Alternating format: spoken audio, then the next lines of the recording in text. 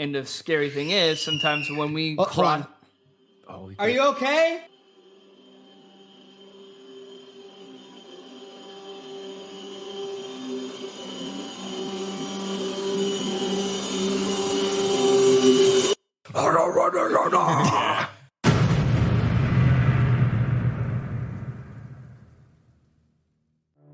Hello, and welcome to the All Things Narrative Podcast, where we explore the relationships between the stories we love and the stories we live. I'm your host, Derrick Hatch, and let's get started.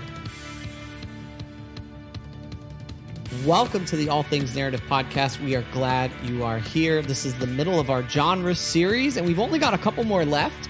And so for those of you who have been sticking with us since we started back in February, thank you guys.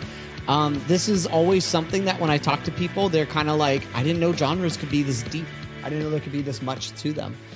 And so we are going to tackle horror today, which I will confess, the episode at first that I was least looking forward to. Really? Why? I did not know you did not want to do this. What, lack of plot and character? Yeah, well, more like lack of character, right? But you see, I've got Nick, Jason, and Joseph with me, and you guys make this so much better, so much fun, because I know you guys really wanted to do this one. So you guys couldn't wait to get to this one. Because we put Nick over here, and then we put Jason over there, and then we all come out through here. That's what happens. This is gonna be good. This is gonna be good because this has been a journey. A lot of people that I've told we're doing horror are like, why? What like good can come from like talking about horror and evil and hell, right? And that's kind of what we're gonna wrestle with today is horror. Why are you shaking your head? I was like, there's a horror every single day. Every single day. I'm ready to talk about this one. Listen, it's a cold world, no blanket out here. You know? We are dealing with this every day, and if nobody wants to admit it, that's fine, but I'm accustomed to this, so. Yeah, we're gonna go in deep. And we're going to explore some different horror films. We're going to talk a little bit about how horror developed, particularly in the film industry. And then we will share some picks that we have that we're going to just do a little bit of an analysis on for you guys. So yeah, let's go ahead and get into this. All right, guys. So as usual, I'm going to do a little description of the horror genre that I came up with, just to kind of give us a framework of how we're going to talk about this genre here. So here we go. The horror genre taps into our deepest psychological fears, drawing them to the surface so that we might confront them. As we descend into hell, we may only escape by sheer coincidence or dumb luck. Our aversion to witnessing horror reminds us that there is a healthy side to fear, that there are in fact real dangers that affect us physically, mentally, emotionally, and spiritually. In another sense, though, horror can embolden us to not run away from those fears, but to face them head on. Protagonists face these fears by learning how to overcome a monster that stands in the way of harmony. These monsters can be physical creatures or human, ones that are symbolic of a psychological state, such as vampires, werewolves, and mummies. These monsters can also be abstract forces of nature gone awry. And if one is not careful, the protagonists can find themselves in a tragedy where they are at risk of becoming the monster in their own story. Ultimately, horror serves as a chilling reminder of what we are capable of doing to ourselves and the world around us. It's the having to confront. It kind of sounds like confronting your own hell. Yeah. Each person has to confront their own hell. And again, it says dumb luck. Like that's like, it's not even a sense of, I guess in a sense of like our righteous or even good, it all happens to everybody. Like it could happen to you, it could happen to me, but there's no, it can take you immediately. Yeah. Yeah. Sometimes we can get out, but it's so interesting because it's almost like in a lot of these horror films, it's what we might call like the act of God, right? The Deus Ex Machina. There's something that comes in and makes it so that the protagonist can escape alive. That's the Lord bringing us out of the darkness. Come on, Jason. It's like the car hitting Anton Chigurh, except it was a little late. Yeah, but that's a good example. Well, not late for someone. Someone's getting spared, at least for a couple months. Yeah. Yeah, no, that's a good point there. So any thoughts, Nick, on... The last line I like is horror serves as a chilling reminder of what we are capable of doing to ourselves. That just stuck out. I don't know why. Yeah. But and also there is no overcoming in the Texas Chainsaw Massacre. Right. That was escaping. Like literally escaping. Yep. She barely made it in that sense. Oh Yeah. my gosh. That's a fun one. I'm excited for that one. Yeah. The line that you said, Nick, that reminds me of The Fly. Yeah. Like, but that's like almost the horror of self-obsession. Yeah. Yeah. Yeah, so... Oh, I was going to say, they're not always external forces or external monsters that are after us. It's the internal horror that comes up in a lot of the genres. Yeah, well, one of the comments I got on the last couple episodes was like, hey, can you mention a little more what these genres have to do with narrative therapy, right? So like the Western is around a very particular discourse, for example, about what it means to be a man, right? Like in a society of law, order, trying to maintain that.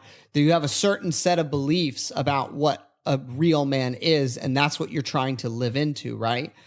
And with the horror, it's really interesting because we talk about problems a lot in narrative practices. And one of the core beliefs that we have in narrative practices is that people are not the problems in and of themselves. There's something else that's the problem that affects people, right?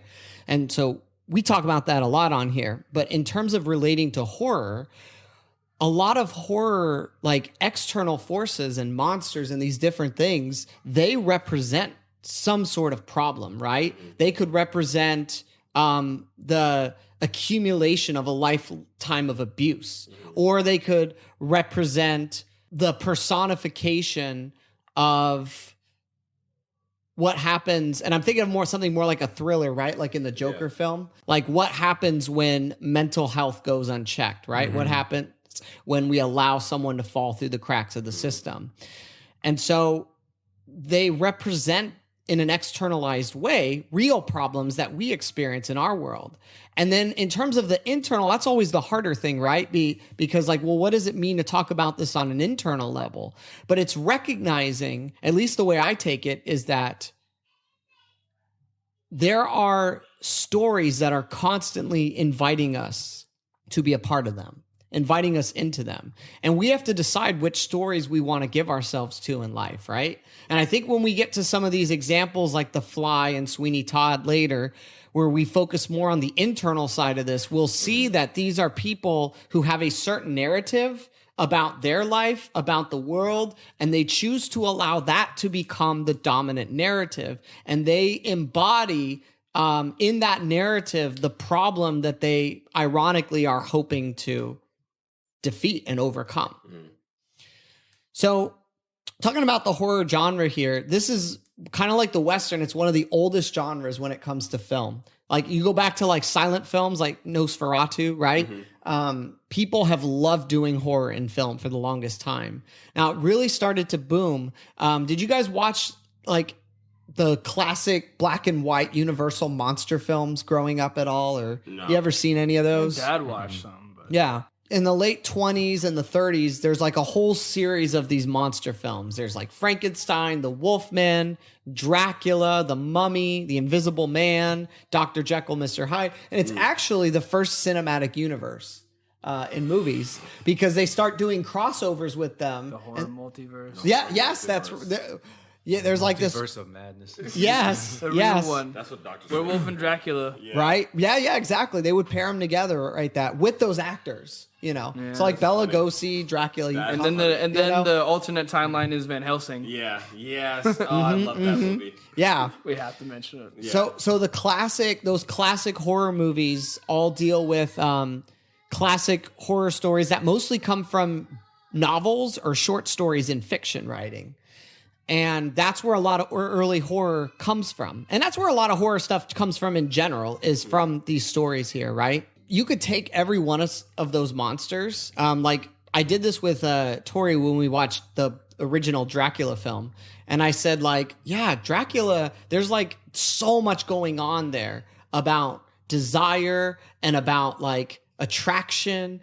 And there's a lot of pseudo like, almost like reverse communion, like going on, like right when you think of like the Lord's Supper. And so there's a lot of stuff going on with vampires that's really significant on like a psychological and symbolic level. And that's what a lot of these, I think why a lot of these horror movies like really gravitate towards is they're anchored in specific things that inspired them at the time, but they also transcend it and give us stories about, kind of like sci-fi about the human experience. So those do really well. And then in the 40s, they continue to get made. And then it's not till the 50s, though, where horror really starts to do well, particularly the later half of the decade. So in television, you get the Twilight Zone. Yep. And the Twilight Zone was really known for these metaphysical journeys, really known for sci-fi. And the other genre it was known for bringing to the forefront was horror. So, like, have you guys ever seen any of the more, like, horror-esque Twilight Zones, like Living Doll or Nightmare at 20,000 Feet? Some of those ones? Yeah. Are there any that really stand out to you that memorable or... The Invaders is one that stands out. It's mostly silent, and it's about this woman at home, and she's like preparing food, and these little tiny monsters start to invade. Oh yeah, I remember. And they start to like torment her, and she's trying to escape. It's mostly silent the whole movie until the very end, where she like destroys one of the invaders, and the invaders is actually a human from Earth, and he's like, don't come to this planet. There are monsters on this planet, and like we need help. And she's actually the monster at the very end. But it's got all the horror elements. Of just like the suspense, right? Yeah. That's one of my favorite ones. Oh my gosh. I'm going to watch that. I was in 516. I take my phone to the ceiling. Do you remember? And I was just watching Twilight Zone in my bed for hours. I think the one that you showed me was the one where the guy, like the world ends and he's the last person there. And then that's the first one. That's the very first one. And then he, what's it called? He gets all the books. The books, Oh, no. Yes, that's the first one I saw, but that one's my favorite. Time enough at last. Yeah. I didn't even think of that being a problem. That's awful. Yeah. Awful. So one. So wait, why can't he just find new glasses though? No, it was no. Well, you have to see it. See that. Yeah. But I want to ruin it for everybody. It's good. It's brilliant. It's really brilliant. There are some episodes of the Twilight Zone that are so dark that a lot of people don't even know about. Yeah, so like, there's one episode. It's called Long Distance Call, and it's about a young boy. And yes, it's like a real kid. That's acting, and I'll say why in a second. But it's a young boy, and he keeps getting this phone call from someone. And the mom is really concerned, like, who are you talking to, right? You shouldn't be talking on the phone to strangers. And it's his dead grandma that's calling from the other side. And the dead grandma is telling the boy to come meet him and join her on the other side. So the boy actually tries. Yes. And the mom is horrified, right? That's awesome. And there's some really dark ones. I'm like, how did this make it like in 1960? I'm going to start watching them now. They're a lot of fun. I want for Christmas, I want the whole collection. So I want to have them, right? Because they're even like the episodes that people don't know about as much. Some of those are some of the even more horrifying ones. The most famous Twilight Zone episode actually is a horror one, though. And it's one called It's a Good Life. And it's about a boy that basically has these powers, and the whole town is like they have to like think happy thoughts and do things that are going to please the boy, because the moment one of them says or does something that doesn't fall in line with what the boy wants, he can make them disappear. And sends them like out of existence. And so it's scary. All about, so it's a horror story. Yeah. That's the whole point, is he can read their thoughts. And so I'm going out quick. But it's this whole horror story about spoiling the child, right? What happens if you spoil the child? And this is a child that's been so spoiled. Yeah. And the way it builds the tension with like the piano scene, and he like wants the guy to play a certain kind of music. And the guy is like, I'm tired of this music. This sucks. I want to play this. And then bam, something horrible happens to him. So. Oh, it's not even clean. What do you mean? What do you mean by clean? What do you mean something horrible happens to him? They disappear. No, it's not. He gets turned into something. Oh, I can't remember. Remember the last shot of the episode? I can't remember. He turned like a chicken or something? That's Majin Buu stuff. Turning people into he gets turned into the Jack in the Box. See? Okay. with his head on. Nah, bro, that's Majin Buu. Oh, I bro. do remember that. Yeah. Majin Buu. He's over here turning people into Jack in the Box. The Twilight Zone is definite worth a binge for the whole thing. For all They're of it. half-hour shows, and it's just they're all good. Yeah. Around the time of the Twilight Zone, actually a few years beforehand, there's a film that comes out that this is actually your pick, Jason. Hey. Invasion of the Body Snatchers. Let's go. And this is a film that really brought horror and sci-fi together. And it was so very interestingly, it was originally going to just be another like studio like B film project, but it's basically like a few $100,000. So it was made on a super low budget. And it was a film that the director and the studio fought a lot about. There was a lot of tension. Really? There's a lot Why? because the director wanted it to be darker and have a darker, bleaker ending. And apparently the test audiences were so horrified by the ending that the studios made him change it. But let's talk about this movie, about Invasion of the Body It Snatchers. would have been so good if they did keep it cut like that. If the cut, yeah. So- Even though I so liked that there was hope at the There's end. a little bit of hope at the but end. if they had ended it before that, it would have been, yeah. yeah. So Jason, I'd love to know, why did you pick this film? I remembered it.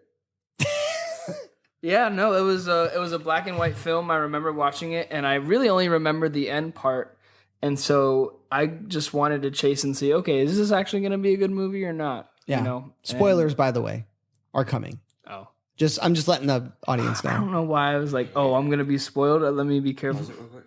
The Twilight Zone. So, and it's funny because it ended up being very similar to a sci-fi horror anime that I like to watch called Parasite. Mm-hmm. No, you told me about that one. Yeah, it's way gnarlier, but it's around the same concept of the people looking just like us and behaving like us are imposters and dangerous to us. Yeah. But in the same way, in both of them, the imposters are apathetic. They don't have emotion. They don't have any concept of love or laughter or joy or anything like that. There's just like they're completely logical. They don't have it. They just need to eat. It's kind of like a twisted version of the Truman Show. Literally, like Yeah. Like, everything's fake. That's interesting. Yeah. But it's in a way of this is a thing that's taking over slowly. Yeah. And the more it takes over, the harder it is to stop. And it's a wave of apathy. And you don't know who you can trust. No. You don't know who's in on it, who's not. And it reminds me of all the propaganda in the wars, like the Cold War. Like, you know, someone might The be a Red secret Scare. communist. Yeah, the Red Scare. You know what's funny though is like I totally thought that too. And then I looked it up and apparently that was not at all like and trying to be what the director was trying to do. But I'm like 1956, this is like the peak of this stuff. I mean, he maybe 'Cause- didn't want to be outed out as a possible communist Right, too. right. Well- but it's clear that people did see that when they watched it. In fact, like the movie actually did pretty well. Despite it not being like as much of like a big movie at the time, because sci-fi and horror were not like these big elevated genres the way like musicals and romances and stuff were. So like the fact that this movie did really well, right? Because I think part of it was people did see that commentary in there. Oh, there's this quote that I think he says this earlier, and I really liked this because this is the whole movie. In my practice, I've seen how people have allowed their humanity to drain away. Only it happened slowly instead of all at once. They didn't seem to mind. All of us, a little bit. We harden our hearts, grow callous. Only when we have to fight to stay human do we realize how precious it is to us, how dear. That's a lot of horror movies, actually. I think it's the hardening of the hearts too. Yeah. Yeah. And it's funny because he confronts the imposters, and they're saying like, "This is a better life. This is better. Like once you go to the other side, you'll understand like all these things, like happiness, joy, like music." Art. Yeah, he says love, it's desire, faith, ambition. This is what makes us human, right? And significant, right? But they're trying to live in a world without those things. And he says it's better without them. And that's a question that we ask ourselves. Once you cross that line of losing your humanity, can you come back? Well, and they lose their humanity, but they still look and appear human. Mm-hmm. They're the same people. They're just dead people walking, and they've thrown those things away, and there's no coming back. But there's this question: is it better on the other side? But you don't know, because once it's done, it's done. They're trying to convince him it's better, but he, if he goes through with it, then there's no turning back. Yeah. I'm going to tell you what really, really struck me about this movie, being someone with a narrative therapy practices background here.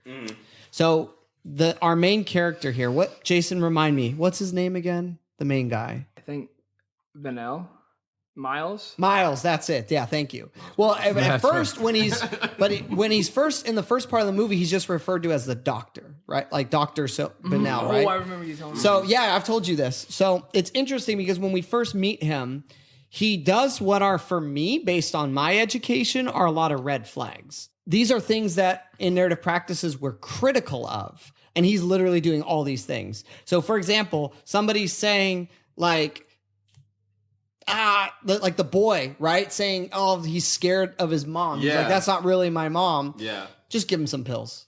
I'm just like, damn, like, just like that, just pops him, like, right? Just gives him pills. I think that was normal in the 50s, though, no? It is, yeah, exactly. Well, that's narrative practices come out in like the 80s, and they criticize a lot of these things that were done, right? I mean, to be fair, I did write in my notes, like, every time a situation happened, they would drink and smoke. Like, every situation. That's like, right. Get to the house, they see a dead body. All right, let's go ahead and pour Yep, that's right. Tough night. Well, and then there's another thing that happens. Remember the young lady who's saying, was it her uncle? Yeah, her right. uncle. That's the same guy. He's not the same guy. Yes. And you know what he says to her? He basically says like, well, the problem is you. Yeah, maybe. And you're I'm crazy. like, and I'm just like, no, that's also a red flag. You never do that. Never, ever, ever. You're the problem. And I'm just like, you should this drink is and like, smoke about it. Exactly. Yeah. And so he's not listening well. He's making assumptions about what's wrong. And I realized this man is dehumanizing everyone. Ooh. Right? That's the irony, is like he starts off kind of like the aliens with this very like lack of love, lack of these things. And he's treating people in this way. But then as the movie goes on, Jason, did you notice that he starts to be referred more and more to as Miles and no longer Doctor, right? So he starts to, and you start to see his ambition, his love, his humanity is coming back as ironically everybody else is losing theirs. Yeah. And now he's listening to people. He's taking them seriously. He genuinely starts to concern, right? He even said in the flashback, like, "Oh, I should have seen the flags in the beginning." Yeah, you should have. Yeah. And like the second one, you're like, wait a minute, this is something up. Yeah. It's the quote though, literally. Only when we have to fight to stay human do we realize how precious it is to us, how dear. That's literally, that's crazy. So that was like my favorite part of the movie, was watching his journey of this, like, man, this is our protagonist. This guy is like, he comes off as like goodwill, but I'm just like, man, there's so many red flags here. He's but then doing what they taught him in school. Well, yes, that is exactly it right there. You're just doing what you've been taught. Dang, that's right. This movie's deep. This is way better than even I thought. I'm sad I missed this one. Oh, you did? I did. So I'm bowing out of the conversation. It's an hour and 20 minutes. I know. I tried to watch the other one first, and I didn't like it. And then I tried to watch this one twice, and I just got distracted. This is like an extended Twilight Zone episode. It really feels like the prototype for that. I'm going to go home and watch it. But we should just pause and watch it. Yeah. Talk about it for an hour. Well, his whole journey in learning to embrace his humanity and trying to help others to fight to keep theirs. And then we got to talk about Becky. Becky. Yeah. I thought she was married at first, and I was like, if any man would try to grab my wife's arm and guide her across the street, he's gonna lose an arm. Well, not even from you. Yeah, I don't know. Exactly. Right. I don't know if it was super clear what her. It sounds like she was maybe not in a relationship anymore, or maybe because we know he's divorced. I ain't see no ring. He's divorced. Yeah, but she wasn't. But she was still living with the guy, right? No, that was her dad. Oh. Yeah. But yeah, it's don't very know. unclear what they're. But there's like these subtle moments, like right, if you follow their journey about how slowly this town is becoming dehumanized. So one of my favorite moments is when they go to the like it's like a bar, like little like restaurant, whatever it is, right? And he goes, and where's the band tonight? Oh, I couldn't afford to pay them anymore. Yeah. And so it's like a jukebox that replaced the band. And I was just like, oh, I see what you're doing, movie. Yeah. I see what you're doing, right? Machine. And slowly there's this replacing of humanity that's happening. But then you as the viewer are wondering, wait a minute. Is this guy in on it? Because that's what you ask with every person you meet. Mm-hmm. You're like, have they already lost their humanity? Psychiatrist is like, you are it, buddy. Well, I mean, the only person I knew for sure was the psychiatrist guy who was just like, yeah, it's nothing to worry about. Just go home, get some rest. I'm like, why on earth is this guy telling everybody to sleep? I like the guy from the laundromat when he's like, that's not my wife. No, what are you talking about? Like, she's sick? No, that's not my wife. And I'm like, yeah, like, imagine that, like, just one day you're just like, something's up. Like, you're not you. The boy running away from his mom. And then when they're sitting together happy, I was like, my heart sank at that part. I was like, oh, see, he's fine now. He doesn't need any help. Yeah. And he's just sitting on a lap reading, but I'm like, damn, no. The pills got to him. The pills worked. Oh man! Just take these. Yeah. Oh, just go to sleep. Here's a shot, kid. You'll be all right. Just fall asleep. Well, and the scene. So like the scene of like by the time all these people have like he's figured out what's going on, and all these people are chasing right. Mm-hmm. Oh my gosh! And you just have this mob of people like. And apparently, this movie was only filmed in like a couple weeks. Okay. Yeah, I made the joke about, let's just get a week. We could do this. It took 2 weeks. I'm not gonna lie. You don't need much. Just soap and rubber props and people who are willing. And hey, can I rent this town out for a couple weeks? This is an example of how you can make a movie on a really small budget and make something really profound. And you just like, I was doing a little bit behind the scenes, and the guy was just like, I was so tired, like. We had to do take after take after take of just being chased through the hill because they're running through the hills. He is sweaty and ragged. Well, yeah. By the time like whatever shots they took, right? Like he is just. I believe like I like the way they showed that exhaustion. Haggard. Nah, I don't care if a mob's running after me, bro. I'm swinging. And I know you're aliens. We're swinging. No, there's 40 people. We got. I got. You're swinging 4 times. I'm swinging 4 times and going down at least. When you get that moment where he leaves Becky in the cave and he hears music and he's like, oh, that has to be real people, right? Oh, that has to be. They'll help us. And it was just a radio. And it was just... And they're all moving the pods. There's like that's of them. So... Yeah. When all the people come out to the town square. That's my favorite shot is when like everything just... All the people just stop. Yeah. And then they all walk out together at one. If I ever see that, I am terrifying. So far... away. And they just start like, no. People being unified like it? No. But that's the craziest part is the unity in it. Yeah. Like but it's conformity. Unified. Yeah, it's unnatural unity. I know. Yeah. Mm-hmm. Yeah. That's how that scene feels. You feel because it's so unnatural to see people like you'll never see it. Well, and one of the ways one of the ways this movie was really groundbreaking at the time was that it showed people like police officers and doctors that could not be trusted. That was a big deal back then. Those were mostly figures that when you because remember there is a code. There's like a film code at this time, right? Like you can't do too much that's outside of that code to have authority figures that are basically the villains. Mm-hmm. That was a very ballsy choice back then. You know, we take it for granted now, but back then, like to see a police officer deceiving people, right? To see a doctor deceiving people, that was a tough pill to swallow. Yeah. They was passing out pills. I didn't even catch that. I thought Jack was gonna make it, man. His friend. Oh, his friend, yeah. I was like, we got out. When you see Jack come back, and he's like, it's not so bad, Miles, on the other side. You gotta immediately give. I'm just like, dang.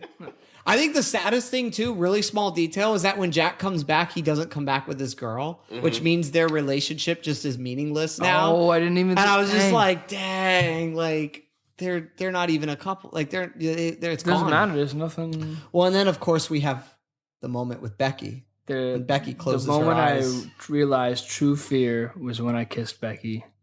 That's when he kisses her in the cave, and he's like, "Whoa, You're not my." And Becky's not there, no, not here. Yeah. Oh, yeah. it's okay, Miles.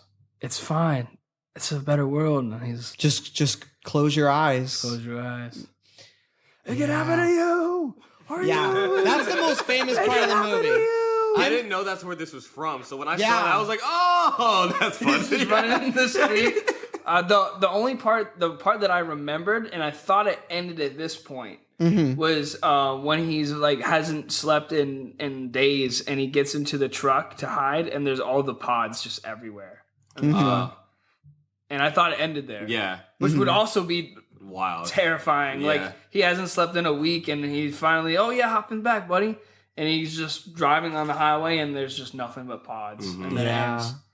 When you There's see a the few points pods, you could end that the movie pods and are it'd be going out, right? Yeah, like you see they're the trucks, shipping them they're out. getting shipped to all these big cities. So wait, so you said that the ending changed because the good one, I was like, "Oh, it's a happy one," but it didn't feel right. So the happy ending wasn't. So yeah, The happy ending was maybe we'll stop this in time. yeah. Yeah. So And- essentially, what happened was that the narrative structure of the beginning of the movie and the end of the movie, where he's been arrested, he's seen as this crazy person, that was not originally in the movie. It was originally like just supposed to start with no framing device at all. Okay. And then the ending where he's basically told his story. So like the narrations, for example, that you see throughout the film, those weren't all there originally. It was a framing device because that was a very common like sci-fi story framing device is like, well, how did this happen? Right? Like when we get to The Fly, the original Fly does a similar thing like that. But then the narration the over movie, here, the movie, and the movie will go in the middle here. oh my gosh. And then we'll have the better ending at the end right here. You gotta do the voice though. the original and then the audience will like it and go here.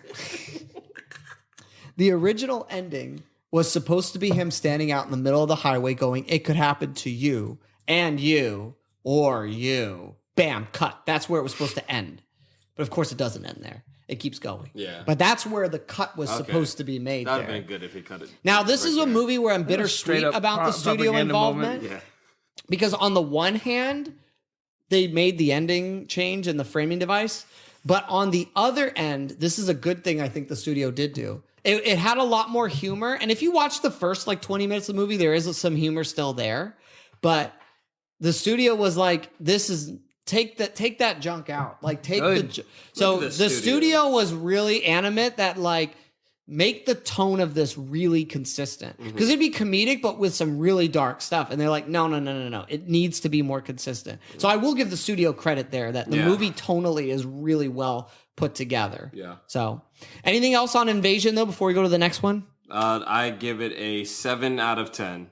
I give it an 8 out of 10. I don't have numbers. Yeah, I know. You don't like ranking things. Would this be more like it. considered like psychological horror? Yeah. Yeah. Yeah, absolutely. Yeah. And this was an era where psychological thriller horror was doing really well because, of course, you get Alfred Hitchcock, right? You get Birds, Psycho. My favorite Hitchcock film is Vertigo, but I haven't seen all of them. Oh, Birds. So- Funny enough, The haven't movie watched that I've Jason's seen parts of it. yeah. Really? You haven't seen Birds? No, but like that's if I was a supervillain, that would be my power. Summon birds. My mom hates that movie Called and the Bird birds. Feeder. The Bird Feeder. Bird feeder. That'd be my villain name. Yeah. Well, it's a bummer we're not talking about any Hitchcock today, but maybe we Actually, can do that. no one would know it was me. That would just be That controlling. could be its birds. own podcast. Crows. And it just Hitchcock Yeah. alone. Yeah. But then the 60s go by, and it's not really an era that's known for horror. But then you get to the 70s, and 70s is considered to be like peak horror. And I'll tell you why. In 3 years, you get 3 movies that go back to back.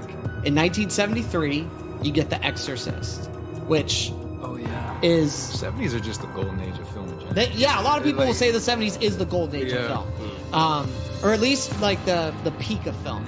So All the drugs. Because imagine you get the Godfather in 1972, then you get The Exorcist 1973, and The Exorcist. There's lots of stories out there about I don't know if you guys have ever seen the original Exorcist, but there's lots of stories out there about people screaming out of the theater, right? Wetting themselves. It's a nuts movie. It really is. 1975, 2 years later, you get Jaws, which is the blockbuster meets Yes. Stay out of the water right? Yeah. So Jaws, Exorcist, and right in the middle, in 1974, is a little film that is so terrifying that it was banned in the UK for 20 years after being shown there. And that is Nick's pick, the Texas Chainsaw Massacre. That's wild. That's awesome. So why'd you pick? Please indulge us. Why you picked Texas Chainsaw? You're like, no. Because we're doing a horror podcast, and the first two movies that were recommended were musicals.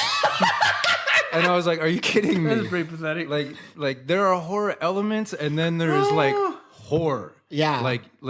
No one picked a slasher, so I was thinking, all right, there has to be just a pure slasher in this podcast. And then I was thinking, and I was thinking of Halloween. So the first horror movie I ever saw was Halloween 20 years later, and I was 9. Me and my dad went, and I was terrified. I was trying to not show him that I was closing my eyes. But I was 9 years old watching Michael Myers chop these Joseph Gordon-Levitt up. And so from there, I grew up just watching horror, House on Haunted Hill. House on Haunted Hill today is the only movie I've ever stopped watching because I was too afraid. I was I don't know, 10. Watching that 1 o'clock at night by myself. Yeah. We both share that. I watched a lot of horror movies at 9, 10, 11. And I'm why? Why was I so, why were we so interested as kids, right? I have no idea. But the interesting thing was I was thinking as you guys were talking about Invasion of the Body Snatchers, the word came up in my mind, visceral. And I was thinking of Texas Chainsaw and how it's more of it's feelings that you feel very deeply and find it difficult to control or ignore, and they're not the result of thought. And so the invasion is the psychological thought of what could be happening. It gets scary, but then someone just comes in the room with a chainsaw. It's a much deeper it's terror. It's uncontrollable fear, and I just was I don't know, glued to that. So then I was thinking all right, who's the scariest one? And to me it was Leatherface. Michael Myers is okay. Freddy Krueger's more funny. Jason's not that scary, but Leatherface is scary. He was just in closets. Big old man in a closet. Just popped out, boom, chasing people. So the first time Leatherface is shown, where the guy trips and then he just comes up and that big hammer comes up and you hear the squeal of a pig in the background. There's no music, and then he slams the door, and it's that's the scariest intro. I can't find another scary monster than that moment. And then the girl tries to run out of the house, and he grabs her from running out of the house, and she's screaming. And he drags her back in. That stuff's just crazy. Puts her on the meat hook. Yeah. Oh my gosh, bro! As soon as we saw that, it was no. You go right here. So when it comes to gore, though, I'm not huge on gore, like the saws and stuff. I don't like those. And the movie's not really gory. No, they show nothing. Okay, can I say something really funny about that? So Texas Chainsaw is another film made on a super small budget of just $400,000, something small like that, right? There's a lot of stories you can look up online of how horrifying the experience of making the movie was. That the people involved there was maybe some scarring that came out of that experience. Yeah. The rib cage lamps. There's a lot of really disturbing things. But here's the thing that absolutely cracks me up. This director, legitimately, I'm not making this up. His goal was to make Texas Chainsaw Massacre a PG movie. I mean, at what point? Yeah. goal stop? Even as they were filming it. Oh, because of the blood and everything? So that was one of the reasons why he didn't want a lot of blood and gore, is he wanted to be like a lot of implied, like where your mind fills in the gaps, right? This is that. Like with the he wanted this to be a PG movie because he wanted wider distribution. I was gonna say, you have a 13-year-old go on a date with the girl he's trying to impress to this horror movie. Yeah, so that's smart. The first cut, the original cut of Texas Chainsaw was rated X. X. I mean, yeah. And then he had to go back and he had to tone down certain things. And it's not even because of all the blood and the gore. It's more of like the experience, right? Yeah. Of the way he shot the film, right? That's more of like the horror. Even the imagery of it. Like Jason said, like he had like skeletons for lamps. It's just the product of years and years of just hellish butchery and like life. Like they just do this. It's just decoration. There's gone. There's a Rob Zombie quote. I think he says something like, "It looks like they just recorded like actually killing people. Yeah. Like it's like that raw. It looks like a snuff film. Yeah. Mm-hmm. Jeez. Yeah, that just stop the podcast because it's crazy. Yeah. Yeah, people were reported in this movie like vomiting, like just being so scared out of their minds. I think and Nick's probably gonna say it, if you want to accurately, and the guy you were listening to said it as well. Oh yeah. Horror and all these, killing, murder, stuff like that is often like fantasized. And if you want to accurately depict evil and how it really affects a person, that's proof that that's how it was done. Like these horrific elements, and that's why people, I think, consume horror a lot. Well, I'll get into that later because I just kind of thought of something. Yeah. That's what evil really is. It makes you throw up and want to run. And leave. It's disgusting. Well, it's strange that like this film is credited as the first real slasher, right? And then you get your Halloweens. But there's like something like when you watch a lot of those films that proves what you're saying, right? Where there's something you're drawn to it and you're kind of going just for that. You kind of want to see the shock value. You want to see like the kills, because like all these movies, they just try to up more and more creatively how to kill people. Yeah. Texas Chainsaw though is so raw and dirty and gritty that you cannot possibly watch that movie with that perspective. No. Like everyone liked the Jeffrey Dahmer documentary or all the other stuff where there's like this obsessive killer and maybe they eat people and they're like, oh man, yeah, I love watching that. But the reality of that and that mentality of the person that the documentary is about is Texas Chainsaw Massacre. That's what really represents that kind of evil. But it's just no, we're gonna clean it up and make it so that you want to watch this. Yeah. The first things that stuck out were just like when it comes to horror like that is like to the highest level. And so I was like, all right, let's pick this. And then at the end to me, the ending is just so crazy. It is so unrestrained chaos. So the long dinner scene is so like the rubber band is stretching so hard and it's so really uncomfortable. is. But then when it snaps and she jumps out of the house and then he's chasing her with the chainsaw and then the bus comes and the guy gets run over. And it's just like it's exploding and my jaws like dropped the first time I watched it. And it's even wild because in universe they could have gotten her back. They were just toying with her. Yeah. They were just toying with her, and that was their downfall. It was Thursday. Yeah, it was just a Thursday. Well, yeah, no, they're just utterly insane. Yeah. Like that is like the most demonic representation of like Satan in hell that I've ever, like they're just eating people, but they're also like bickering nonstop. It's just straight. The grandfather. Well, you're slowly being dragged into hell as you're watching the movie. It starts with the imagery, right? But it's interesting because I wanted to know, kind of like what Nick and Jay, what we were talking about, is like why would somebody want to tell this story? Okay, so wait, let me just. Okay, yeah, go ahead. But the end of it. Okay, so just the very last scene with him swinging the chainsaw at like sunset. The movie is so hot. And like the colors are so deep and rich and hot, and it's just I'm just like unbelievable. And then it just cuts to dead silence for the Dead credits. silence. Yeah. So just in terms of filmmaking and in terms of this being a horror movie, like those are the highest moments in the horror genre that I think I've ever seen. Yeah. And so I was like, all right, let's do this one. And we need a slasher, and the other ones don't compare. So then I start like researching it, and Yes. I start to look like deeply into it. Yeah. And I fully believe God is guiding my choices, guys. Okay. So everyone out there, Tenet. So you're Tenet. you're talking about how do these movies fit into the narrative practice, right? Yeah. So we're not just talking about movies. Tenet is a movie about this man, like essentially, like very basic level, discovering that he is in control of his own story, and he's consistently putting pieces together to set his life on the right path, right? And at the very end, he discovers that he is the protagonist, and that his life and his narrative starts to change. So it's a really cool link to this practice, right? Nice.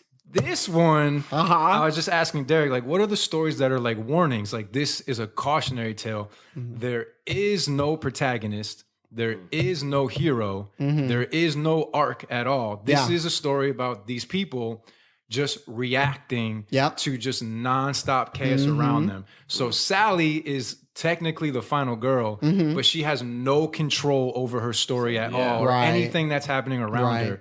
She, it's just what your life is like before you get into all things narrative, or before you start to rearrange and start to have some kind of direction. It's just terror. Yeah. It's just pure terror. Like, this is what you are living in. You're avoiding something, and it's basically Leatherface chasing you with a chainsaw throughout the dark, and you don't even know it, or you do know it, and it's just you're living in terror all the time. Yeah.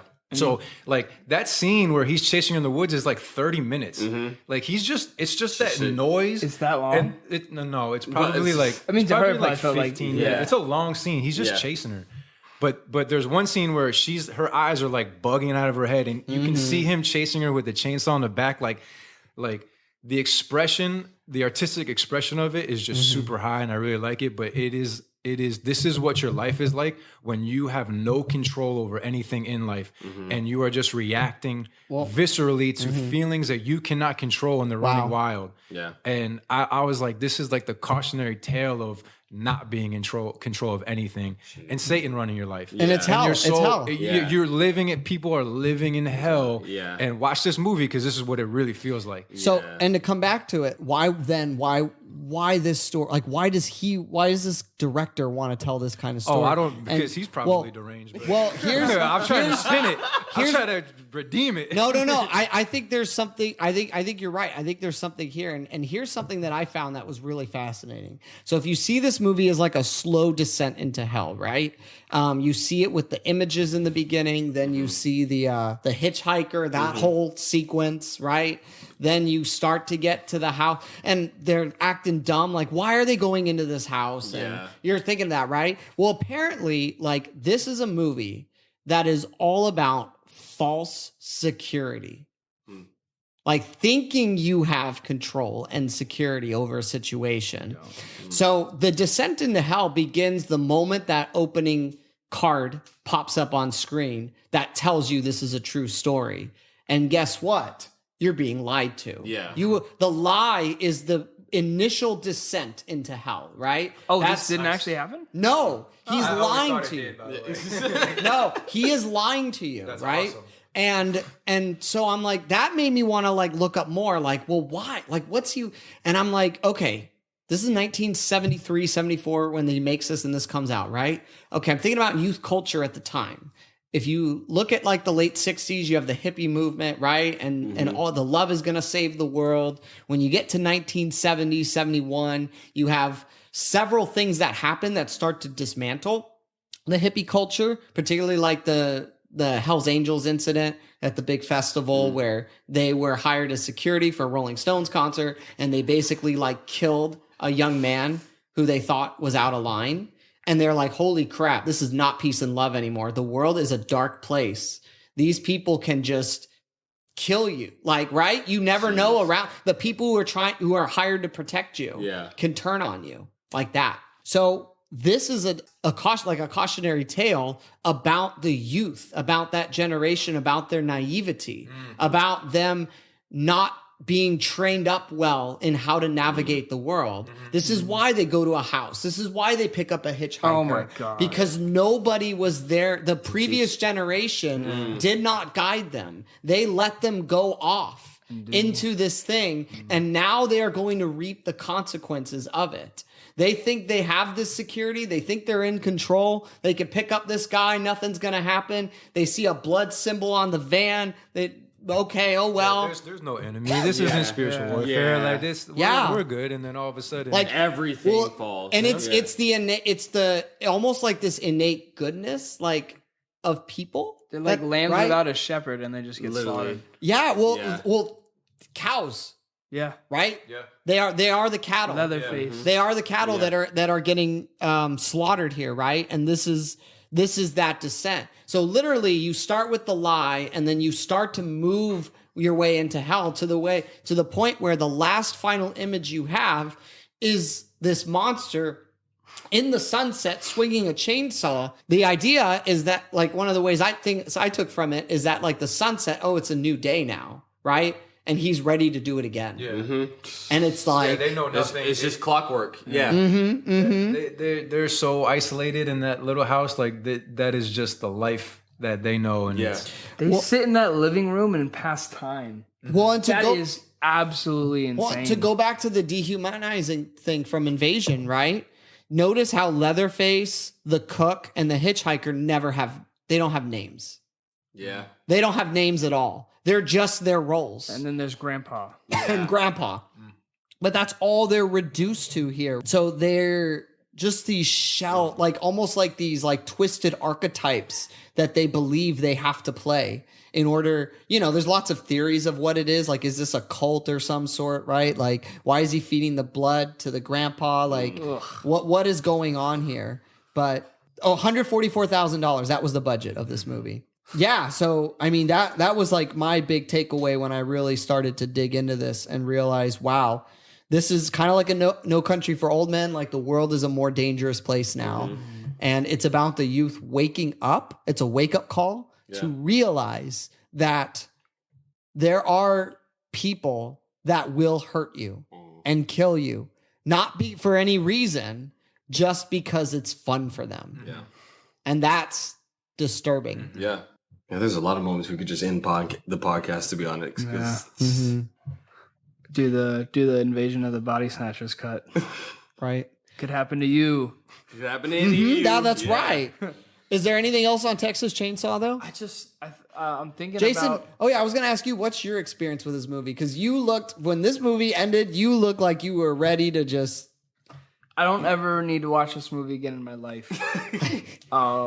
Nick, how many times have you seen? I watched it a bunch. All right, I only watched the just a couple main parts because I'm just like amazed by it. Well, when you send that text in the group chat, I thought you were kidding. Like, oh yeah, I missed this before, and it was just the girl getting chased by the chainsaw. I thought you were just being silly. No, that was like you just liked it because it was horror. But now that you're talking like about this, it is very profound. And a lot of it happens to kind of go around, and I don't want to take too much time on this, my own personal history with horror. Because I grew up watching a lot of gory stuff, reading gory stuff. I liked, it's not like I went, I just kind of was compelled into it. I would watch this show called Metalocalypse, like before school every day. And it's just like a really gory cartoon that was on the Adult Swim that kind of went into the morning, just people would die and blowing up, like viscerally being killed. Berserk was a manga that I liked reading. It's like any bad, terrible thing that can happen with this movie and others. I wonder, it really has to do with my thoughts, because I've been contemplating these things. How much do I need? What do I need to get out? Just there's so much media and that I'm drawn to consume that has to do with horror or just dark things. Even still, there's awesome stuff that comes out, and I'm like, I don't know if I should watch this. This has to do with curses. Sure.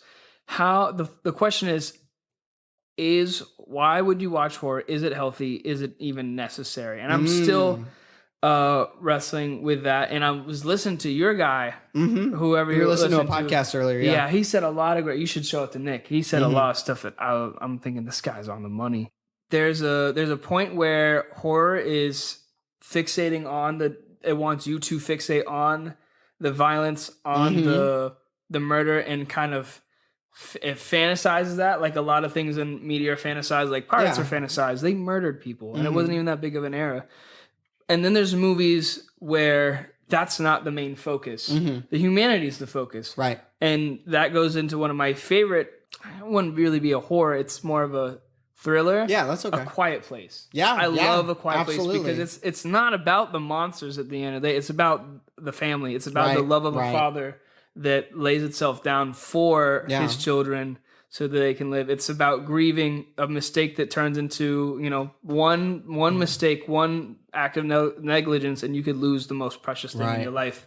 And how they adapt and grow as a family, and they can still have family moments together, and life can still go on. Yeah. Even in like terrible, like everything that in that movie that they do is tailored to not have sound. All the toy pieces are made of felt. They have all their herbs right there. Right. Like they don't use hard things. And they've created this kind of little universe in that movie where the family can stay together and still be normal in really, really hard times. And that the beauty of humanity should be highlighted by horror, or the warning of evil. I think that's when good. Maybe that's when it becomes necessary. But when it's just violence for the sake of it. For the sake of like delving into that, I don't think it's good. And the reason I think that happens is what you were saying, the word visceral. So that has to do, I'm theorizing because I ain't no scientist, but your amygdala in your brain. That's the fear response, the fight or flight thing. When something traumatic happens or something like really fearful happens, all your reasoning is flipped. Your lid is flipped. We learned about this, and that is the thing that controls. And that is such a compelling force in the brain, because in every addiction, that's what the link is because that it draws back to that feeling. And I think that's why people get so fascinated and sucked into horror, is because it flips that lid. It activates the amygdala. It has those visceral feelings. And that's why you're just compelled. Like in addiction, you just do it. You're just drawn to it. When I was listening and reading all this stuff, I'm just drawn to it. I open my eyes and I'm there. Yeah. And that's why people are adrenaline junkies. That's why all this stuff happens, is because it directly plays with that amygdala. And that's why it can be such a spiral. Well, and the psychology too is that when you watch something, the parts of your brain that are active are as if it's really happening to you. So you can experience something as if it's really happening to you, right? You can experience that. And that's when when you're watching a great movie or a great story and you connect, you feel something, right? And so horror allows you to feel fear and to experience those things in a controlled, safe environment. That's why it kind of gets me frustrated with like the kids like that we work with when they watch horror stuff, because a lot of my kids, and I work with third graders, and they watch horror movies, and I'm just like, that's a portal. So, but it's interesting. So I read something along the lines of that. It's like when people that deal with anxiety or have fear or have that trauma, when you can place that outside yourself and put it on the screen, it like allows you to escape what you're feeling. And like you can safely access this in a different way, like what you're saying. Yeah. And you have to be very careful not to re-traumatize people, right? But the addiction is you're basically experiencing that trauma over and over and over again. Right. So it makes sense that these kids would be inclined to horror, because they're trying to experience that outside themselves. And when they are outside themselves, they can like safely rest from themselves for a second, but it's a loop that you're still stuck in. So I think I resonate with that a lot when I was younger, and I was always inclined to horror. Well, there's going to be different thresholds for different people too, right? Some people are just going to be able to handle different things. And, this is definitely a horror where I'm very rare to recommend, like, oh, go see that. Like everyone should go see. I would not say everyone should go see Texas Chainsaw. Only though, but just because of, so it's hard when you're talking about film and art, because it's such a high level, like intense. No, just like a high level craftsmanship. Like this is like one of the best horror movies ever made. Right. But it's also like like it's the content is really questionable. Yeah. So I mean, I could spin it and say, hey, like this is the feelings that you have when you're out of control of your own story and you're just running and you have no control and you don't even know what's chasing you. Yeah. That's what this feels like. Yeah. And that's the only way I can really say, like, hey, like this is the expression of that emotion. At its highest level. Other than that, there's not a lot of redeeming qualities at the end of this film. like more than ever, this podcast is making me question, like, why did I choose this movie? Because it's dark. And but you saw something there, right? Yeah. And I think all the horror movies that we've picked, there's something we see there. To kind of transition to the next one here. So a lot of people, as the 70s went on, horror was one of the genres that really, really was coming to the forefront. I mean, you get to 1980 and you get Stanley Kubrick's take on The Shining, right? And that is, many people consider that the top tier horror film. Maybe, you know, like one, because the way it blends the psychological thriller and horror together, right? And then when you get to the 80s, the horror genre is really, really like everywhere. It's very mainstream. By this time, you get to like your Nightmare on Elm Street, right? You get like all these big horror films that are these big tentpole things that people want to go out to see around Halloween time here. And so the next film we're going to talk about is an 80s film. Actually, the next two are both 80s films as well. Nice. We didn't go too modern. I'm happy with this. And ironically, I was in the Western episode, I picked the oldest film, and then in this one, I picked the most modern one. But in the 80s, the two films that we're going to kind of talk about that Joe brought up were The Fly, David Cronenberg's version, and Little Shop of Horrors. Yeah.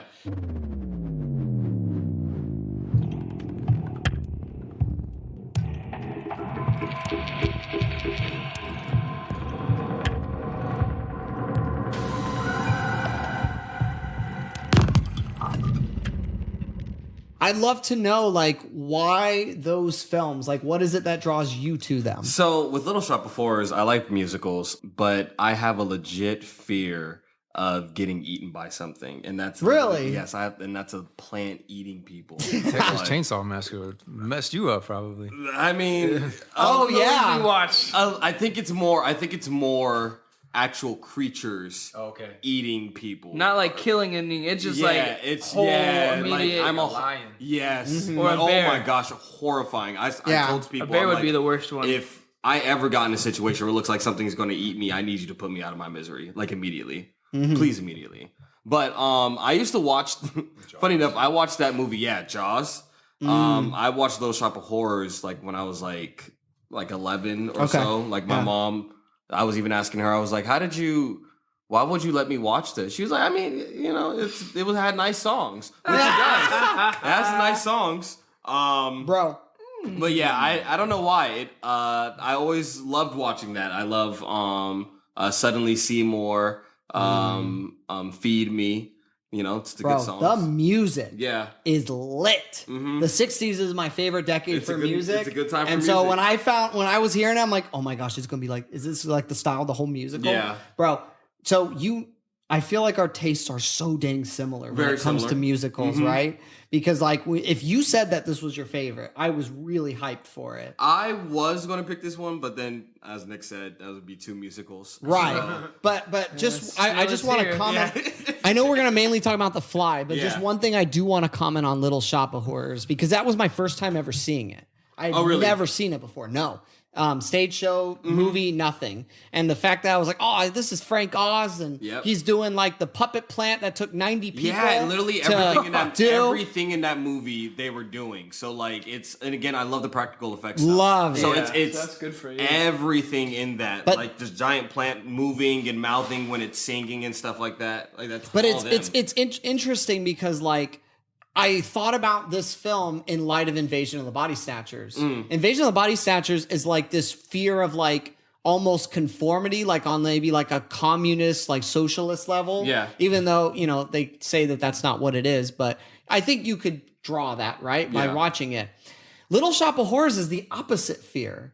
It's the fear of capitalism swallowing you, right? Yep. Of the What? of the Yeah. oh my gosh, Yeah, it is. yes. Yeah. Of like the individual. He's using And- the plant to like build himself up and get the money and the girl and things like that. But that's what the plant wants too. Blood. So exactly, and then you keep feeding it blood. You're giving it your pretty much soul to this plant, and now you're having to give other people to this plant. So now you're sacrificing other people. For Well, it's like this your plant. blood, sweat, tears, Yeah, like that kind literally. of thing. But it's like an easy fix for capitalism because it's not like actually like work hard, do something. Yeah. It's like, oh, this thing is gonna take you the whole way. Yeah. And I was like, oh, this is gonna be something good. Like once I started to realize that that's what we were watching, that was the story. I was like, oh, this is there's a lot going on here. Yeah. So it was fun.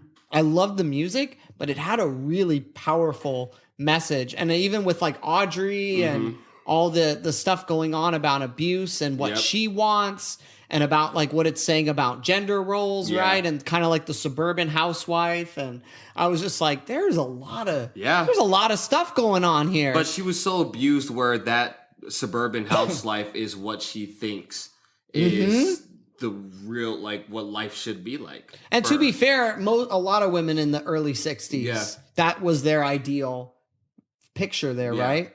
But I have one question for you. Okay. And then we can go to the fly. But one question for you. Okay.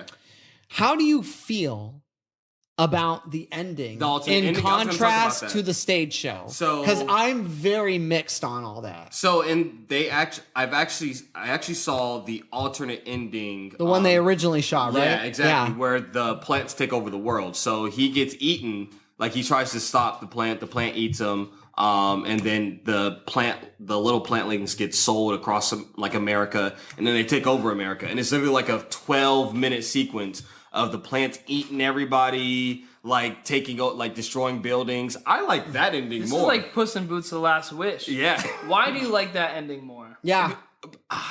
Now we get into psychology. Because- you were even drawn to something that had one of your most visceral fears, and you wanted to watch it. Joe, you like the dark stuff. I do Let's like the just dark be stuff. real about Murder it. I do of like- people. I You like seeing others get eaten alive. like the fact that everyone kind of got what they deserved at the end of this movie. America? Not just America. Well, it's the This- idea that capitalism, it think about- swallows itself, but right? But you also have to think about it. In this universe, these plants, you have to feed it blood. Everyone must have been feeding their plants blood to be able to get it to where it's at. And you still have to feed it, people. You got yourself into this situation. Yeah.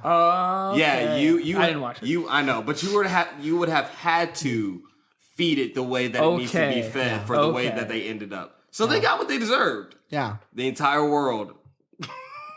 No, I think it was probably like, a handful of people that ruined it for everyone. No, it's clearly. Yeah, it's clearly like a lot of people did it. Yeah, it was very interesting when I actually learned that there were two different endings.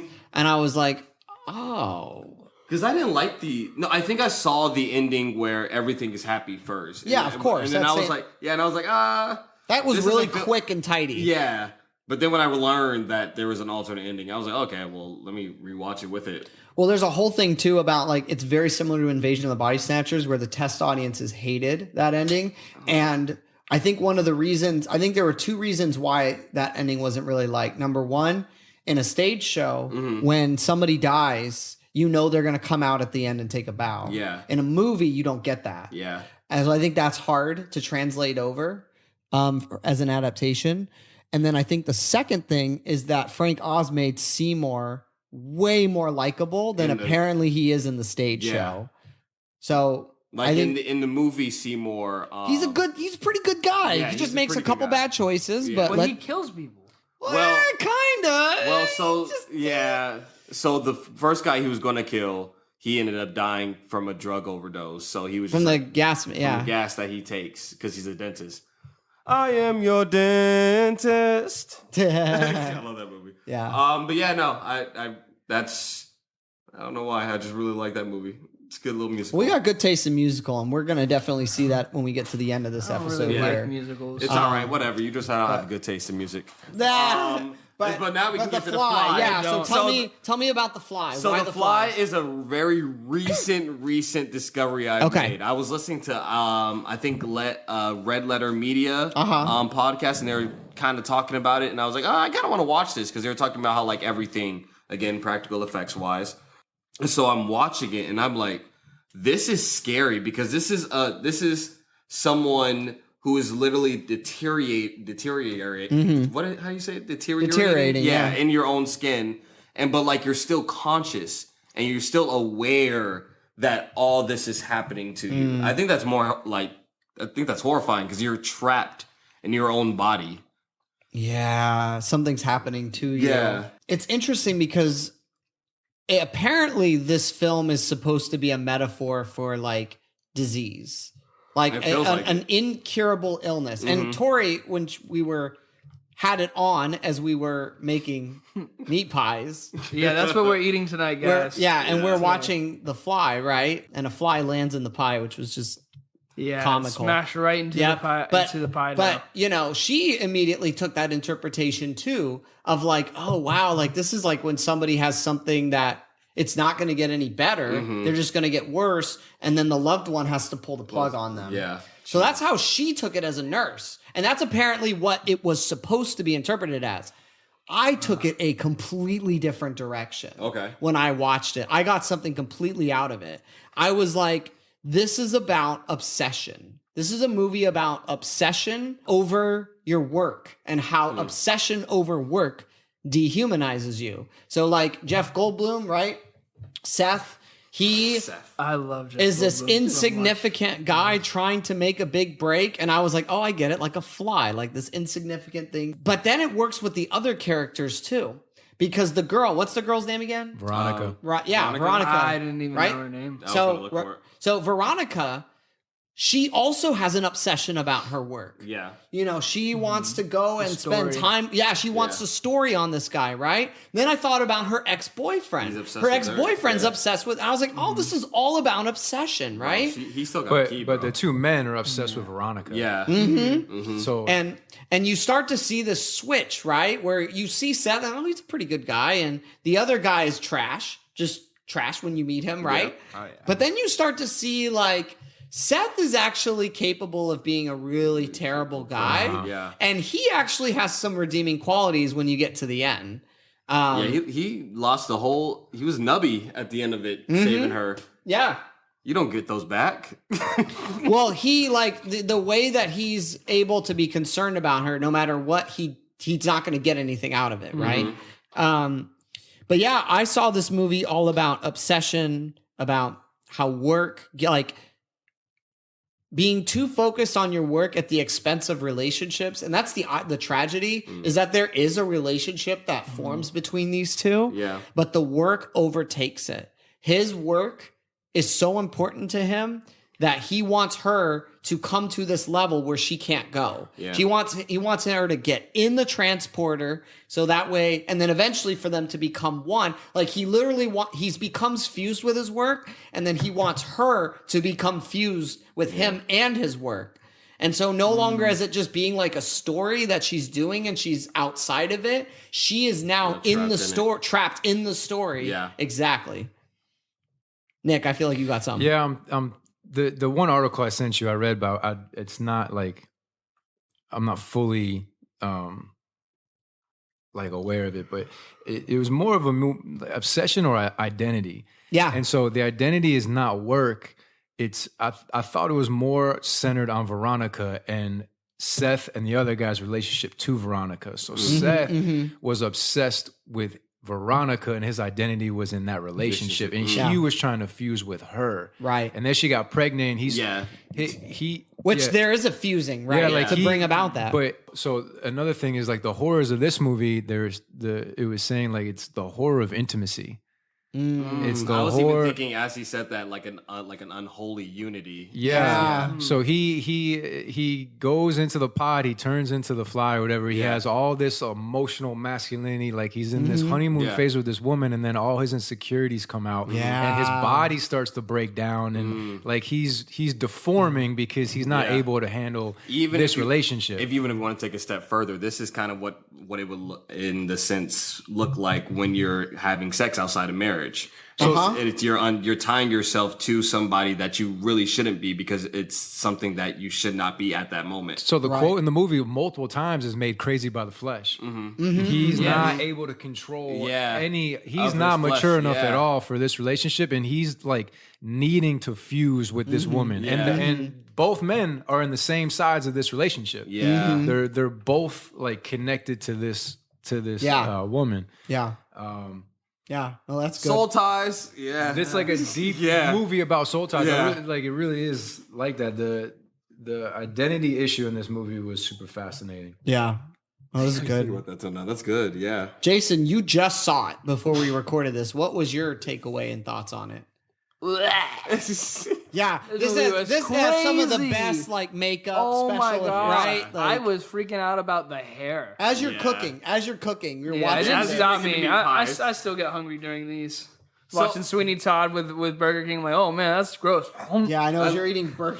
But this movie was so this and the Western one really took away the stigma. Is helping take away the stigma of old movies being I just keep underestimating these movies, bro, and just keep getting shown up. Like, no, this is amazing. Shut up. The special effects are kill, especially the end transformation where his face just blows up off his body.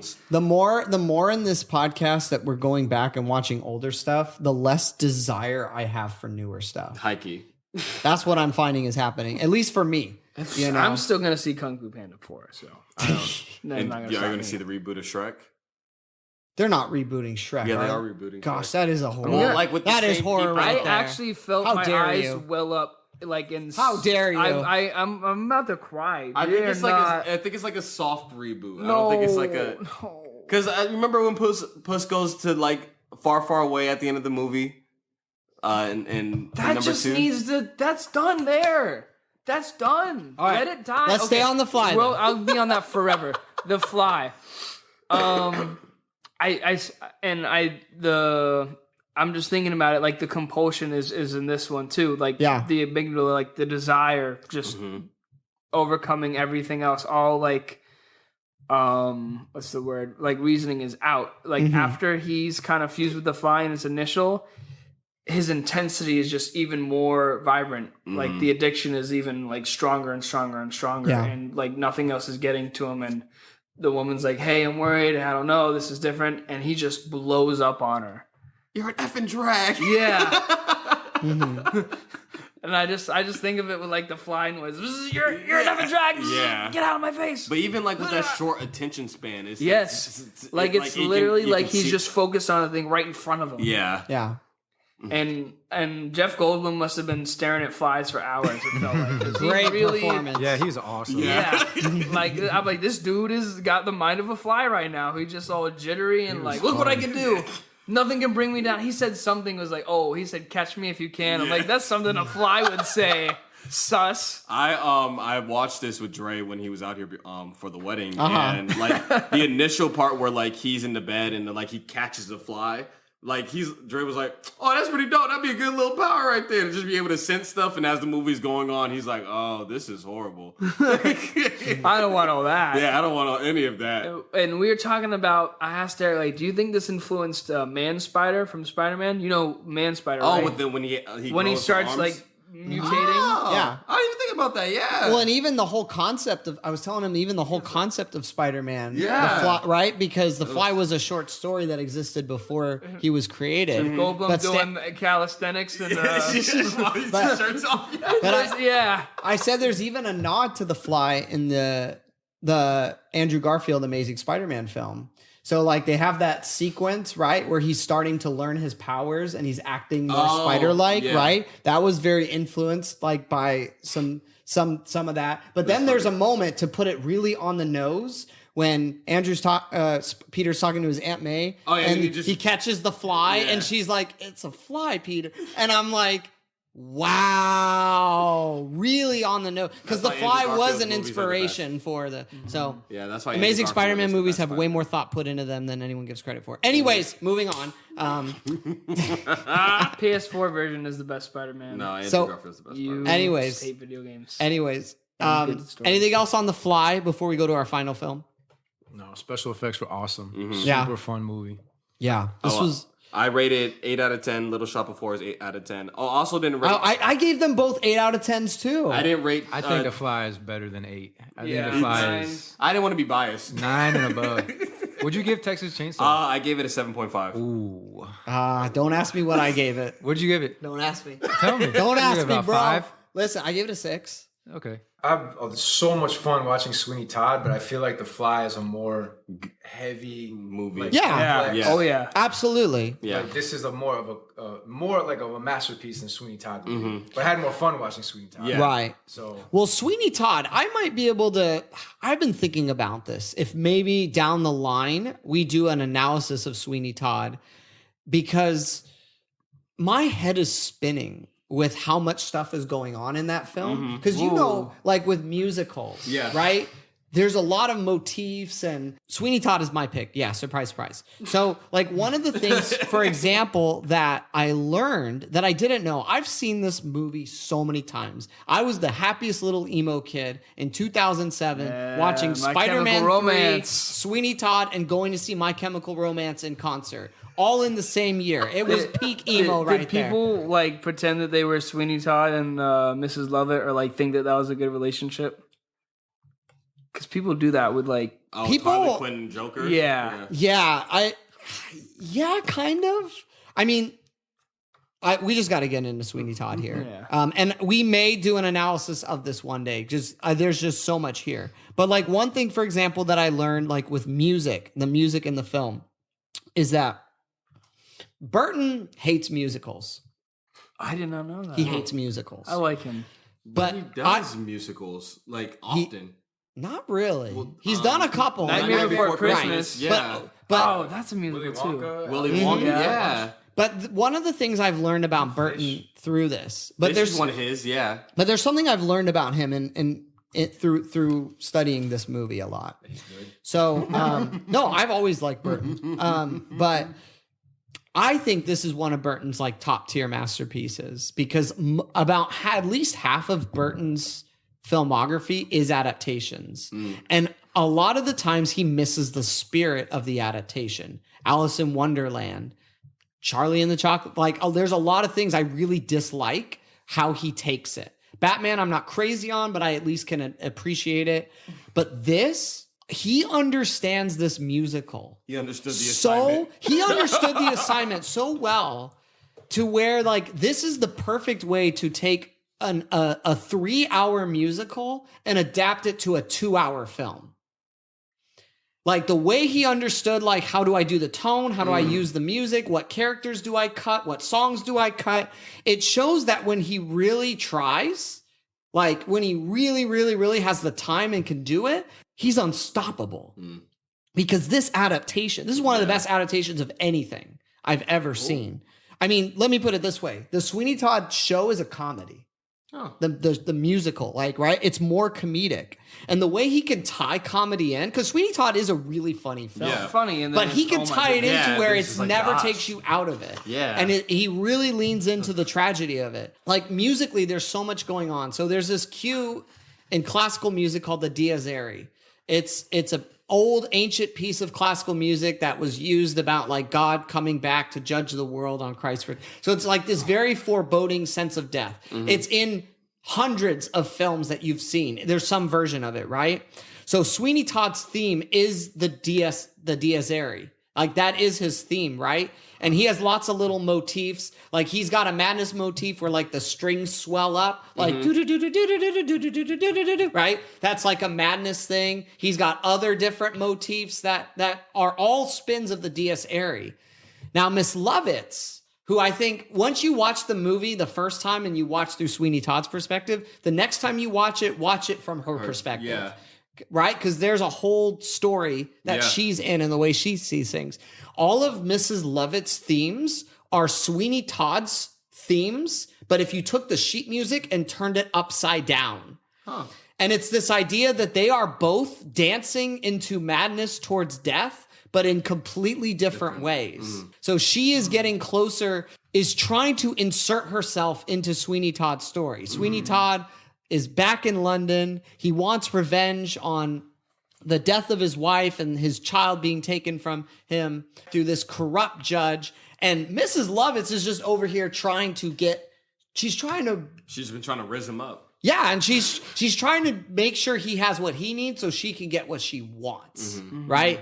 One of my favorite moments musically is the moment when they're on the grass and the color palette completely changes. And you're like, what is this? But it's still just strange. Yeah. There's still it's colorful, but there's also no color in it. Right. And it starts that song in that sequence by the sea, and she starts kissing him, right? Yeah. The swelling of the strings is Sweeney Todd's madness motif, but again, turned upside down to sound hopeful. Because her madness motif is the delusion, right? That she actually can have Sweeney and have this life. That's her form of madness. That whole sequence is about showing it. And he's this frail shell of a person that's just playing a role in her sick, twisted madness where she can just get people to be whatever she wants them to be, including meat pies, right? Yes. That's her whole story. And he's not even happy in any of those. No. He's just mad. The same thing, just bent on the one thing, and it doesn't matter. But both of these characters are descending into some sort of madness. And that's why I chose Sweeney Todd, because it's the horror of when you have your eyes set on something so bad that it's the only thing you want, that it consumes you and it blinds you from everything else. So Miss Lovitz, spoiler alert, is blinded by the fact that Sweeney Todd doesn't really care about her. And that he's just going to throw her in the furnace, right? Once he learns the truth. She thinks it's all going to work out. And she can cover up what really happened to his wife, and there's no consequences there. Yeah. His madness is more obvious, where he believes that if he kills the judge, he gets revenge, all will be made right. And then because of that, he doesn't even recognize his own daughter. Yep, he doesn't recognize his own daughter. And he kills his wife.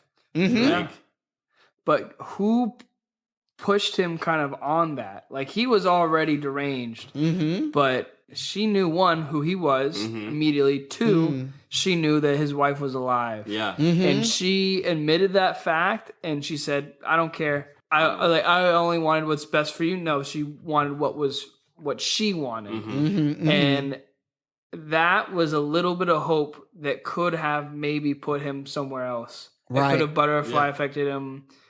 Maybe he finds her and he tries to figure out, and he doesn't get revenge. Maybe he just only kills the judge. I don't know. But it could have been something, and it just went full off the rails into hell. She feeds into the madness because she's like, the pies are her idea. The meat pies are her idea. Yeah. You could kill all these people and we'll put them in pies. Yeah. That song is really funny, honestly, right? The song. No, the songs are amazing. Yeah. I don't like musicals. I really don't. And now I'm starting to question me saying that because I really like Nightmare Before Christmas. But I guess I only like Tim Burton's musicals. And it makes sense because if he hates them and is just I hate them and I'm going to make them anyways and make them good, I think that's awesome. But I did not want to watch this. I did not want to watch the Plant movie. Little Shop of Horrors. You didn't want to watch Texas Chainsaw? I wasn't sure. Okay. I found that out that I didn't want to watch it while I was watching it. which is I do not like the movie, and I don't know whether to objectively rate it great or not because it got what it was trying to do. Yeah. It's a very tricky thing to judge. Yeah. But anyways, I really liked that movie, and I was like, okay, there'll be some killing and stuff. And he is just squirting tomato paste everywhere. Yeah. This dude is just like, oh, but I think it's drop. Another one. But I think it's really interesting that he wasn't really even killing. Like, there's a good portion of the movie where murdering was not happening. Right. And all of a sudden it's just... It's like, there's like 8 murders in a minute. It's crazy. And I don't know, but I was just thinking of how like much joy that we got when he was slicing and the blood's flying everywhere, and it's a whole different style of murder that you can enjoy and say, "Oh, this is fun." But then you cringe when the body hits the floor. No. Even that part's funny though. Well, at least there's like a. But what I'm saying is, you were laughing. Comparing it to Texas Chainsaw. That's a whole. You're still watching somebody slice someone's throat apart. And they're gushing blood, and there's a sense of togetherness as we're watching that. But you're just cringing when you're watching the other one, and you denounce that one. Yeah, like it's a dichotomy that's very interesting. It's unfantasized murder. Yeah. So in Sweeney Todd, I feel like you're still playing with the outer layer. Like you're getting yourself thinking. You haven't tapped into the visceral fear. You're still playing, and that's why it's fun. Like, the blood looks fake. It's super comical. He just slices him and just hits the thing, and then you go, whoop. That's why I picked Chainsaw, because I needed something that if we're gonna do horror, I needed it. Well, it's interesting because we watched those 2 movies back to back, and we recognized as we were watching them, this is a good pairing. Yeah, I think besides the cannibalism, which we picked 2 movies, 3 movies, 3 movies, involving cannibalism. Yeah. But I think. What does that say about us? Right? Oh, no. Who's still here on this episode? Who's almost still here? I was almost gonna watch Silence of the Lambs. I'm like, no, that's too many. Yeah, another time. But here's another similarity with Texas Chainsaw I noticed too, is that these are both movies about characters descending into hell, except in one movie we're following the victim, and the other we're following the monsters. But we're watching their slow descent here, right? And instead of this was a commentary we were listening to earlier, Jason, is like when you don't extend forgiveness and love, right, your enemy, like that whole thing that Christ teaches, turn into a monster. This is what happens. This is where you can go, right? This is because you become someone who perpetuates these cycles of injustice and evil and all these things, because the judge and Sweeney Todd have the same perspective on the world. Yeah. You have the scene where the judge sentences, right? The boy. Yeah. And so you have this judge of this idea of like, nobody's innocent. Yeah, they ask like, so is he guilty? And he's like, I'm sure he was guilty of something. Right. Like, and Sweeney has the same perspective though. When he sings, and what my favorite song of the musical is Epiphany, where he says they all deserve to die. And that's his moment where he becomes like the judge even more so, right? And that's where he's going to perpetuate this cycle, because again, him and Tim Burton's wife, Miss Lovitz, right? That's his wife? That's his wife. What? That's why she's in all his movies. When they're on the bottom, basically, okay, we're gonna take like these priests, these judges, like these people on the top, and we're gonna serve them to each other. Eat the rich, literally. Yeah. Well, and that was a legit fear in this time period of the late 1800s. This was a fear people had, really, of the lower classes. Yes, cannibalism was a really real fear, and there's lots of stuff written about it. And I mean, if you go down the rabbit trail of like the legend of Sweeney Todd and how far back that goes, and how different countries have these like legends of barbers a barber and a meat pot, right? There's lots of different versions of the story that have been told for hundreds of years. Wow. But so it's a story that really has meant something to people. In that song Epiphany, we see like the final, there's no turning back in that moment, right? When he lets the judge go and he realizes that they all deserve to die. And you see his psychological state through the song, where you see like he'll cry out for Joanna and for Lucy, right? When he flips right back. Well, yeah. And the idea is that like he's looking up. It's his last time looking up. Like he's severing that relationship, that connection with something higher than himself. And he's basically looking up at it and saying, I'll never have this again. And then he starts looking at people and going, you sir, right? Yeah. And he starts to set all he could see is what's in front of him now, right? Yeah. And then he tries to look back up and it just gets dragged back down. And it's just, you see his mind deteriorating like through song. And like all the songs have things like that are trying to show you their what's going on, right? Even like the little things of like Miss Lovett's like saying, just wait. I've been thinking flowers, pretty day. Like you see there's so much good stuff like that you're learning about like these characters, right? And the way that Burton is pulling that all together. I will have vengeance. I will have salvation. Like I'm just reading a couple lines from the songs right my here. name is like Todd men devouring, Todd. each other out there. Who are we to deny it in here, right? There's such a depravity that is like put on display in this film. And it culminates in that moment where, like you said, he doesn't even recognize his own wife there. And then he's got his revenge. He gets what he wants, and he realizes that he could have had something so much more. And he's mourning. He's looking down, right? He can't even look up anymore. Even when he realizes what's happened, he can't look up anymore, and he can't look ahead, and that's his downfall because somebody does want to kill him. And it's this boy who that's a whole other story. That is the last time he looks up. He does do this. Yeah. And it's like he realizes he can't. He just looks down. And this boy, there's a whole other story in him, right? About his narrative. But then you find that this boy, who just wants a mom, nothing's going to harm you, not while I'm around. And then she locks him in the basement and sings, calling for him when he escapes. Nothing's gonna harm. I'm like, she is the worst character. She is the most savage character in this movie, right? She's bad. Because Sweeney's not even hiding that he's gonna kill him, but she totally is using his love and kindness against him. Toby. Oh gosh, Johnny Depp's delivery is just so good in this movie. But then, of course, now he slits his throat, right? Which is very poetic.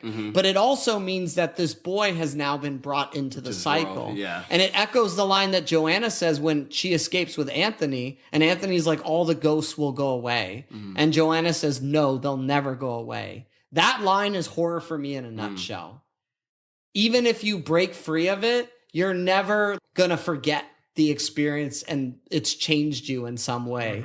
And that's the most horrific thing about that movie is everyone has undergone an experience that has changed them and has brought them to some sort of tragic path. And all these stories that glorify vengeance, that try to get you to sympathize with vengeance, this movie illustrates better than maybe any other I've ever seen how vengeance poisons the soul. And that is the true horror.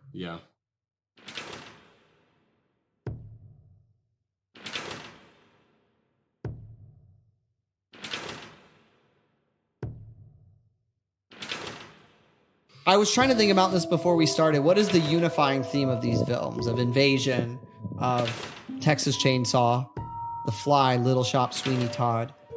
Losing yourself. Dehumanizing. Dehumanizing by an overemphasis and an unhealthy focus on the flesh. On the self. On the flesh, right? The flesh, Invasion, it was the fear of what the flesh could be, of what the flesh around me was like, and that lack of, of trust and who are they becoming.